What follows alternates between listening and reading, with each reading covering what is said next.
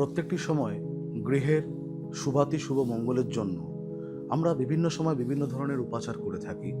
ঠিক এরকমই একটা উপাচার আজকে বলবো, যেটা করতে পারলে প্রত্যেকেই কিন্তু আপনারা লাভবান হতে পারেন। গৃহে অথবা বাস্তুতে রান্নাঘরের কিন্তু একটি বিশেষ ভূমিকা আছে।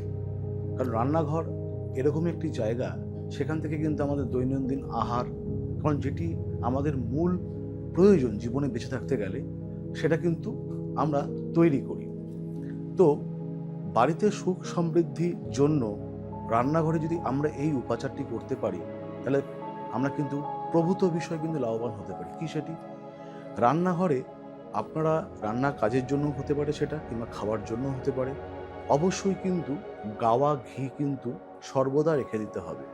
সেই গাওয়া ঘি আপনি আপনার রান্নার কাজে ব্যবহার করতে পারেন, খাওয়ার কাজেও ব্যবহার করতে পারেন, কিন্তু সেই গাওয়া ঘিয়ের পাত্র কখনোই কিন্তু যেন খালি না হয়। খালি হওয়ার পূর্বেই কিন্তু আবার তার মধ্যে কিন্তু ঠিক সময় কিন্তু আবার কিন্তু সেই গাওয়া ঘি মজুত করে রাখতে হবে। অর্থাৎ রান্নাঘরে বাস্তু সুখ সমৃদ্ধির জন্য গাওয়া ঘি সবসময় পাত্রে মজুত রাখুন।